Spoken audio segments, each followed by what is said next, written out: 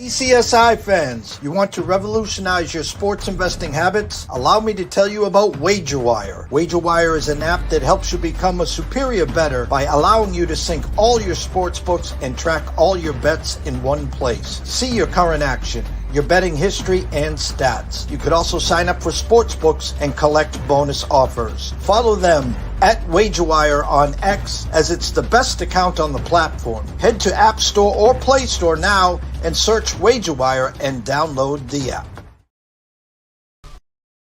2,000 years long, we will never settle. Hard days, no way, with a heavy metal. No time, no fail, won't stop here. Like a torch to a flame when it burns hot. We won't stop, come on, baby, higher.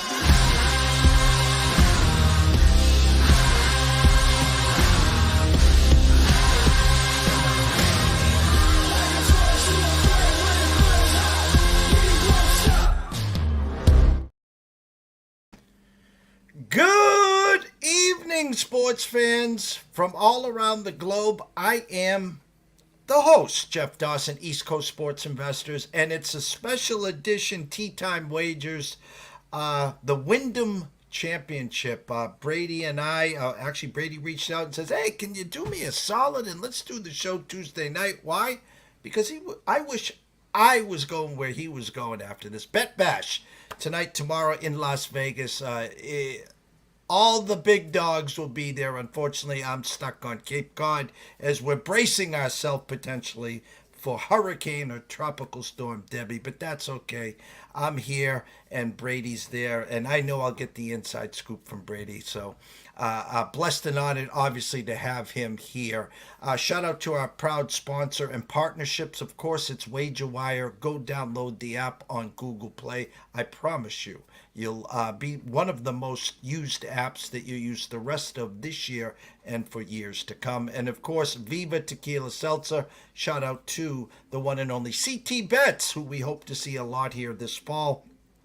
Brand new coconut tequila seltzer. Grab that wherever you drink adult beverages and tell them JD from ECSI sent you. So without further ado, we did a lot of talking backstage. We could talk for hours just what transpired just on Sunday at the Olympics, but I'm going to save that for the star of the show, the one and only Mr. Brady Kannon.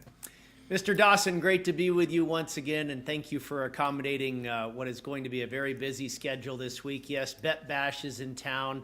I believe around 7:30, 8 o'clock tonight is kind of the first welcoming little event where you can sign in and register, and should be a lot of people there with a couple of cocktails and whatnot, and the meet and greet type stuff. And then you get into some seminars and things like that on Wednesday and Thursday, and then the Hall of Fame dinner on Friday. So it was a great event last year, and I'm looking forward to even a better one this year. So again, thank you for accommodating the schedule. But yeah, what transpired on Sunday in Paris at Le Golf National with Scottie Scheffler and all the stars of that movie. Scottie Scheffler, certainly the main character, but the supporting actors, John Rahm, Tommy Fleetwood, Hideki Matsuyama, Rory McIlroy. I mean, it was absolutely star-studded. We talked about this field being star-studded, not necessarily from top to bottom, but there was probably 25 to 30 players in that field that were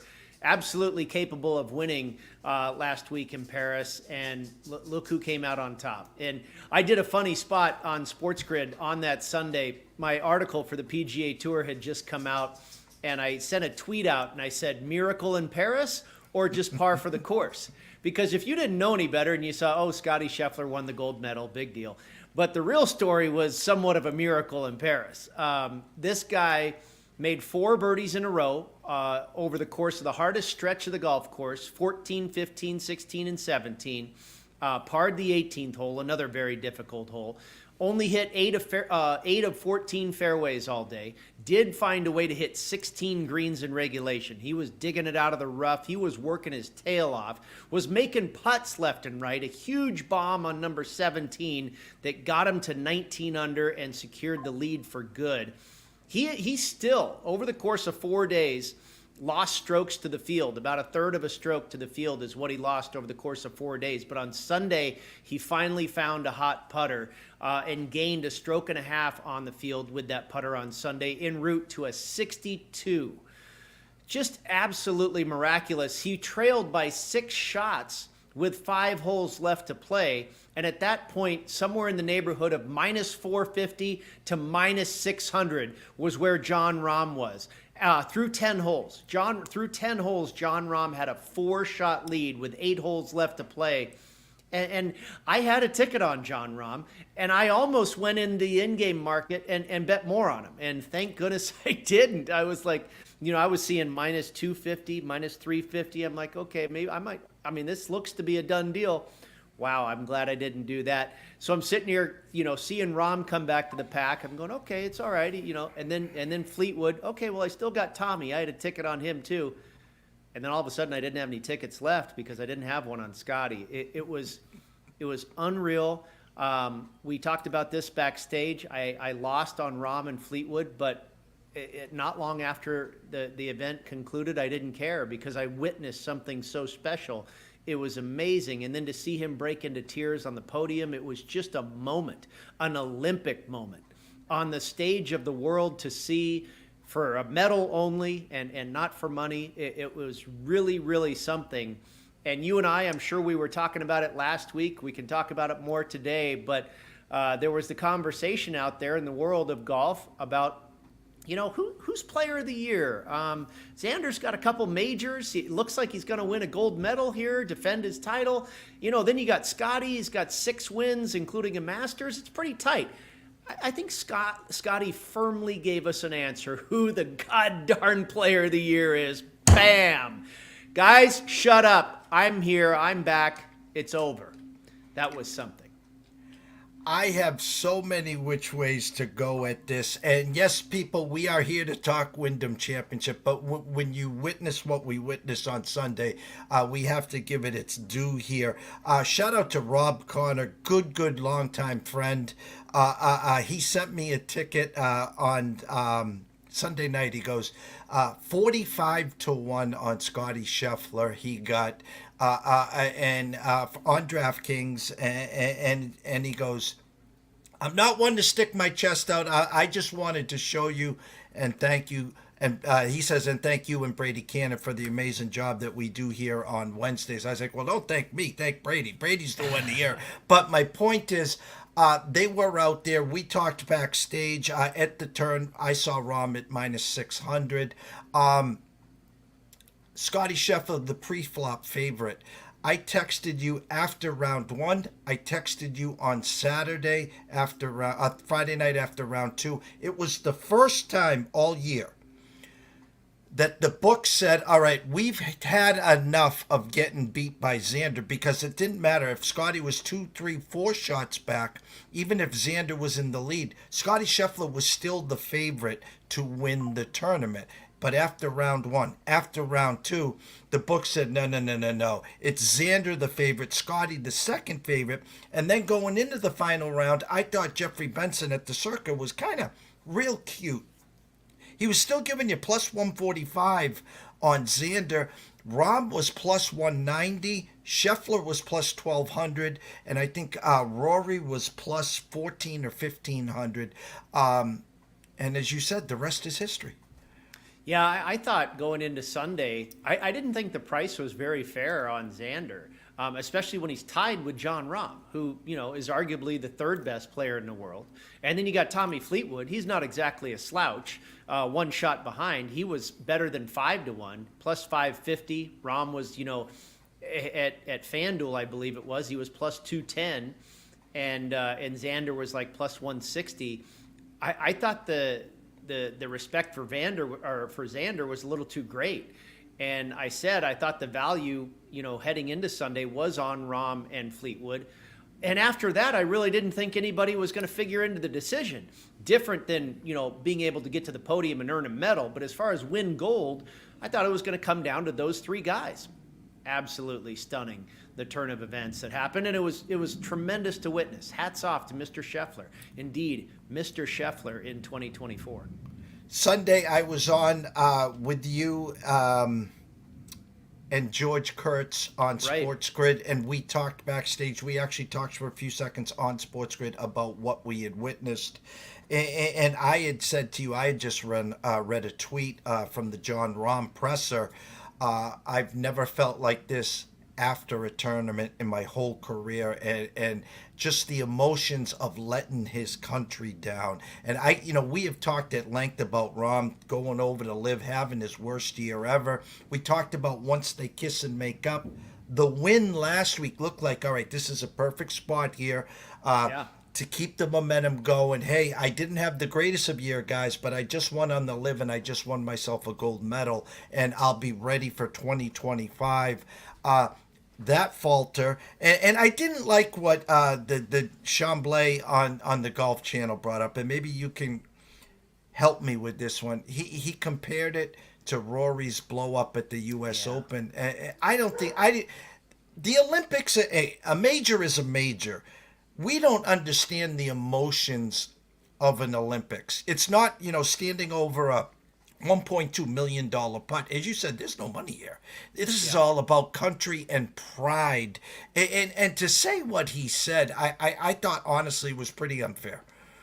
Yeah, I like Brandel Chambly 99% of the time. I think he's seems to be a very smart guy, really knows what he's talking about. I think his analysis is very good.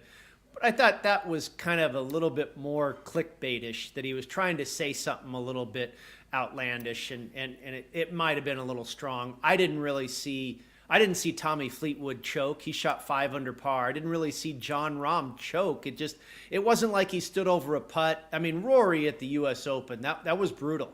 He missed a couple of putts down the stretch that he should have made at least one of them. I don't know what happened to Rahm. He was cruising along. I mean, he was absolutely dominating. And then he hits a couple of wayward tee balls. It never looked like he was really out of control until it was gone. It just slipped through his hands. I didn't really see the moment get to him. You see guys coming down the back nine at Augusta, and you can kind of see the nerves. You can see the sweat. I didn't really see that. It just all of a sudden got away from him. I don't know if he started getting ahead of himself and thinking, okay, I got that. I don't know what happened. But at the same time, Scottie grabbed it so quickly. I'm not so sure those guys had time to figure out that they were falling apart or whatever. It was weird. It happened really quickly and suddenly. I mean, it was all of a sudden that Rahm, he made 2 bogeys in a row. Fleetwood made 2 birdies in a row, and bang, they were tied at 18 under. And then it just went sideways from there. But you could say the collapse was mammoth. He had a 4-shot lead, but it didn't look as brutal as Rory at the U.S. Open to me. There was a lot more pieces involved, a lot more players involved. At the U.S. Open, it was basically Rory and Bryson. And Rory found a way to screw it up, and Bryson made a tremendous shot on the last hole and whatever. But yeah, this one it looked different to me, and I didn't feel like it was a choke or a collapse or whatever. I mean, and maybe I'm being ignorant, maybe it was. But at the same time, we can also say Scottie won this thing. I mean, John Rahm's at 20 under par through 10 holes. He's got one more par 5 left, I believe, which he ended up bogeying or double bogeying. That was really poor. But he's got the hardest stretch of the golf course in front of him as well. So, and I said this on Saturday that I thought the winning score would be 19 under. Turns out that was correct. But, Rahm getting it to 20, if he would have finished at 19 under, I think that would have been outstanding. You got to give a guy a bogey coming down that stretch. That's very likely to happen.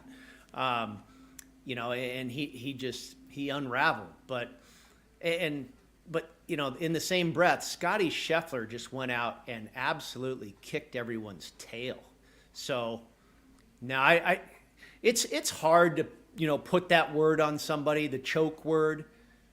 I didn't see it. It didn't look that way. It didn't look like the pressure got to him. He just, all of a sudden he was hitting shots that like he wasn't hitting the shots that he was hitting on the front nine. That, I mean, he wasn't missing on the front nine. He was hitting fairways, hitting greens, rolling putts in. Everything was fine, and then the game just escaped him. And I didn't see him blow up mentally. You know, sometimes we see Jon Rahm get really hot and frustrated and yelling and slamming clubs. I didn't really see that. It was just a slow death. And we'll conclude with the Olympics. We were talking last week before the tournament started about pride, about winning for your country. And we'll take Scottie out of this equation because what he did will never be duplicated. But I don't think you could have scripted any two more bigger names for pride than Fleetwood for the silver and Matsuyama for the bronze. Oh, man, no. Yeah, and you and I were remiss in not thinking about Matsuyama. Boy, this guy comes to play in the Olympics, doesn't he? He was a part of that playoff last year for the bronze. He was wonderful to see. He played a beautiful 4 days of golf. The only thing that you know I kind of felt wasn't going to get Hideki the gold was his putting. He's a streaky putter. We see him go on these runs at Augusta sometimes. You know, he's not overall though throughout his career. He's not the greatest putter in the world. But through the first couple days of this tournament, he was red hot with the putter. And I said, uh-oh. You know, and everything else was going along kind of average. And the putter was really carrying him. And then I believe it was in the third round, the putter dropped off quite a bit, and he came back down to earth. And then he putted, I think, okay, if I recall, on Sunday. That got him obviously into the medal there, onto the podium. No, he was... The artistry and the way he conducted himself and how much it meant to him was wonderful. And then Fleetwood reading about, you know, his tweets and stuff and how much it meant. And I loved what he said about how he will never, ever in his life forget standing there, representing his country, standing there with his peers, Scottie Scheffler and Hideki Matsuyama. I mean, you think about that. That no matter where you finished, pretty incredible. And I'm glad he said that. Well, we'll be waiting for 2028 in LA. Maybe me and you might take a peek out there. How's that sound? Okay, maybe we will. Wyndham Championship. Tell us about the course. Tell us about, you know, it's tough to what we've gone through 4 majors, where after what transpired. Now I'm looking at DraftKings right now. I'm seeing Sung J M plus 1,200. And then the next closest guy is Siwoo Kim, Pat Mayo's all-time favorite guy, at plus 2,200. Billy Horschel, 2,200. Shane Lowry, 2,500. Brian Harmon, 2,500. So my point, first of all, is the books. I mean, 1,200 for him is a statement enough. But to have the next closest guy, 1,000 at plus 2,200, is pretty big as well. But what do you got coming up into the Wyndham Championship here? Well, it's actually a really big event. This is the final regular season event of the PGA Tour season. Once the dust settles here in Greensboro, North Carolina, you'll have the top 70 players in the FedEx Cup point standings decided, and those 70 players will advance into the FedEx Cup playoffs the following week in Memphis, Tennessee for the FedEx St. Jude at TPC Southwind. And those 70 players, by the way, that also locks them up for a PGA Tour card in 2025. So jobs are on the line, future, stability is on the line here, and more money if you get yourself into the playoffs. All of that is on the line here. So it's absolutely a big deal, and I think it's really become a great event to watch. Last year, we were watching Justin Thomas, play his rear end off, trying to slip into that top 70. This year, it's Jordan Spieth trying to get in. I think he's trying to get into the top 50. I think he currently sits inside that top 70.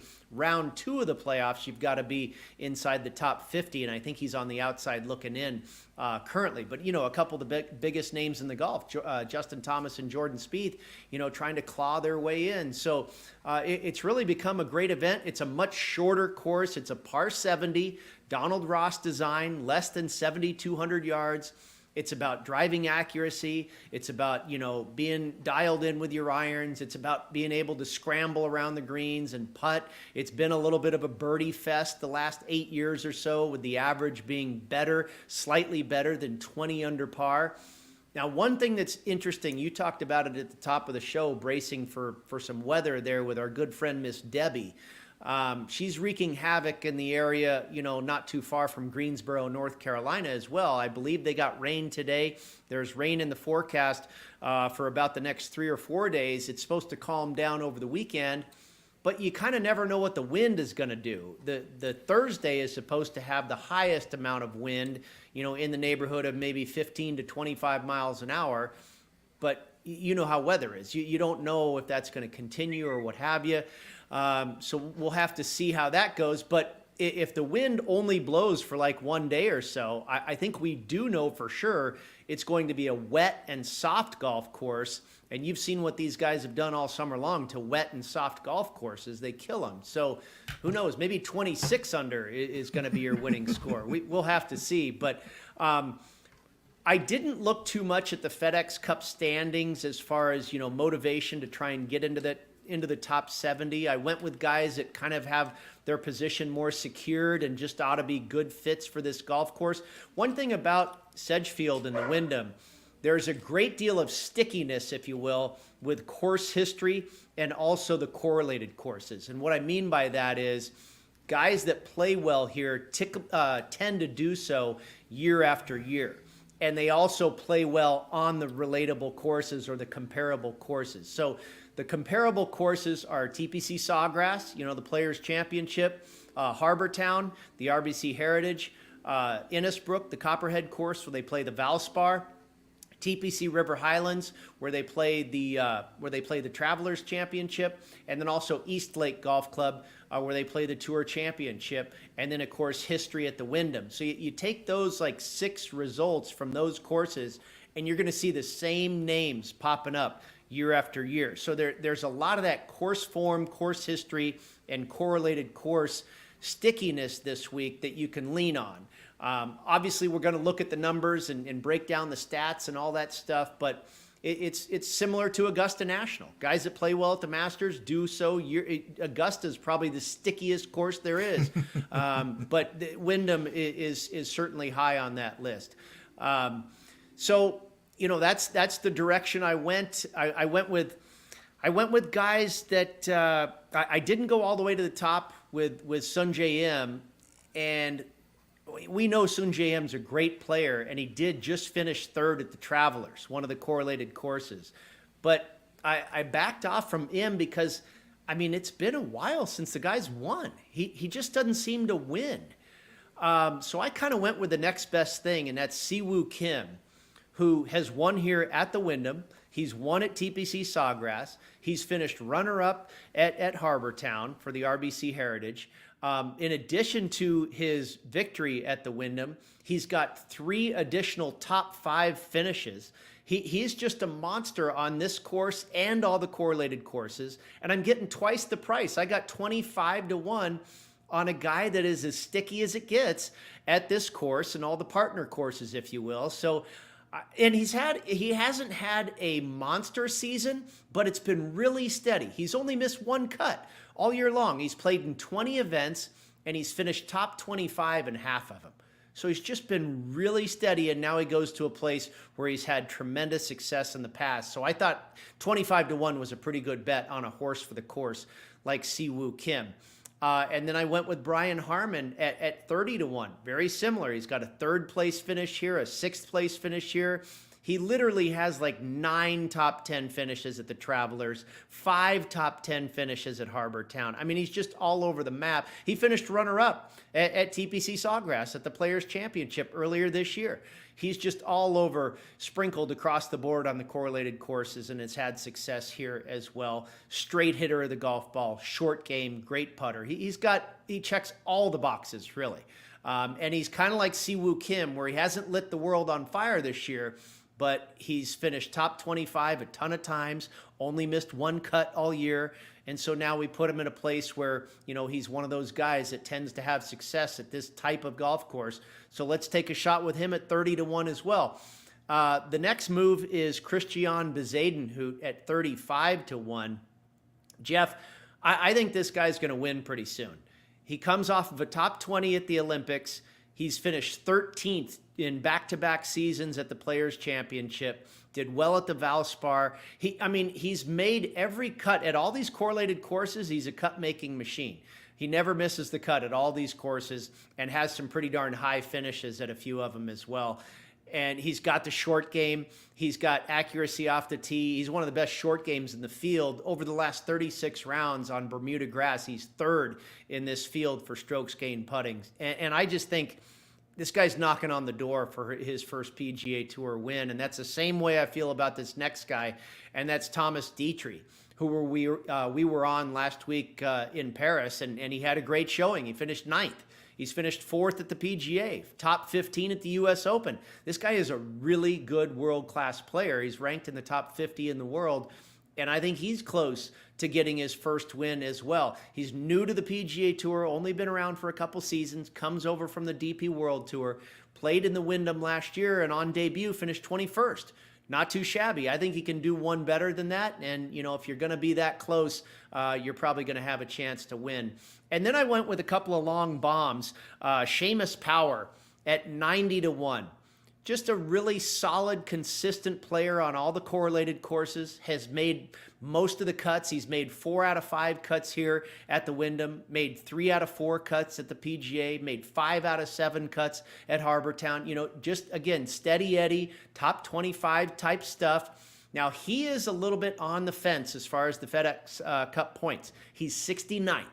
So he knows that he has to go out here and just do what he does and hold serve, and he'll be fine. He's 15th in this field over the last 36 rounds for strokes gained approach. So the iron play is excellent, and the wedge play is fantastic. Most of the approach play here at Sedgefield Country Club is going to come from 100 to 175 yards. And Seamus Power in that window, 100 to 175 yards, is top 10, top 20 across the board for hole proximity. So he's able to stuff it in there tight. Good iron player. I think he can get out of here. I think he's a good bet for a top 20 finish. And again, like I said with Dietrich, if you're going to be that close, you might just win the thing. And 90 to 1 is a pretty long bomb that, I think this guy has a good chance, like I say, to finish top 20. So 90 to 1 to win it all, I think is a fair price. And then another fair price on a young kid that's making his debut here that's really been impressive as of late, a tour rookie, Mac Meisner from South Carolina. So being over here in North Carolina, the grasses, the environment, I think it'll all be familiar with him. The par fours, there's 12 of them here at Sedgefield. 8 of them are in the window of 400 to 450 yards.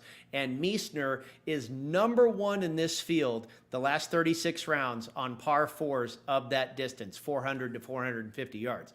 I think if you could just take 2 skill sets this week, it would be driving accuracy and par 4 scoring. You do that well all week, you're going to be in the mix. And Meisner is very good at the par 4 scoring, not too shabby with driving accuracy. The short game is very solid. He can scramble with the best of them.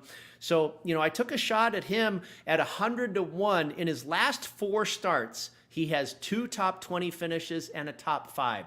So this is a young up-and-comer that also has some incentive to play well this week, as he is currently 93rd in the FedEx Cup standings. So Meisner and Power, a little bit of the FedEx Cup angle, but I also think they're very good fits for the golf course. They just made sense to me at those prices. The rest of the guys are comfortably in the postseason. I just think they're good form and great fits and horses for courses for this golf course, especially in the case of Siwoo and Brian Harman.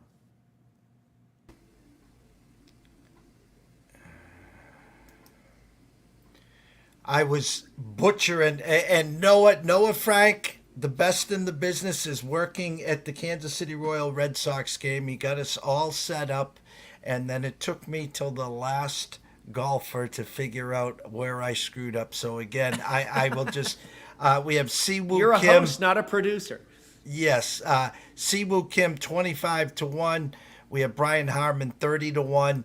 We have Mr. Bizu himself at 35 to 1. Thomas Dietrich at 50 to 1. Seamus Power at 90 to 1. And last but not least, Mac the Knife at 100-1, correct? Yep, that's exactly right. And like I say, Siwoo and Harmon, really horses for the courses that have had very steady years.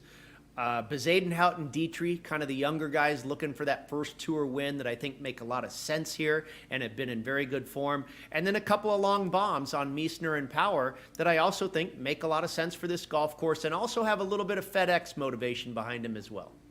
And as always, top 20 as well? Yep, I played them all for top 20 this week. You know, not the Olympics was a little different last week. You only had a field of 60. You know, you could play if they'll medal or top 5 and top 10. We had a really good week with top 10s and top 20s last week. But yeah, just back to the traditional 156 player field here. And yes, I did play all these guys for a top 20 as well. And you're head to head. I didn't come up with any matchups this week, Jeff. You know, I mean, it's getting crazy. We talked about it backstage. Football's right around the corner. I'm juggling a bunch of different balls right now. The golf season's winding down. I like this tournament a lot. I like our picks this week a lot. And I just really didn't dive into the head-to-heads. And, you know, maybe that's on me, and I apologize. But we're just going to go with this. Hopefully we cash a few tickets, roll into the postseason. You know, if I was going to do anything as far as the postseason right now, and you and I have talked about this as well, I'd probably take a look at betting Xander Schauffele to be FedEx Cup champion. That's right, I said Xander, not Scottie. Xander Schauffele to be FedEx Cup champion. And now, after what happened, I haven't looked at a price. The last time I looked at a price, I think Xander was about plus 250, and that was before what happened in Paris. Maybe Xander's drifted to 3-1 to be the FedEx Cup champion, and I don't think that's such a bad price. Scottie's obviously the favorite, but Xander owns East Lake Golf Club. He is the very best player in the world from a strokes gain perspective at East Lake. And you know how they do the staggered scoring. Depending on where you stand, this is going to be when they get to the Tour Championship at East Lake. That's the final 30 guys in the FedEx Cup standings. Scottie's going to be number 1. Xander's going to likely be number 2. And so there's only going to be a 2-shot difference. Scottie will start at 10 under par. Xander will start at 8. You know, Rory, and on down the list.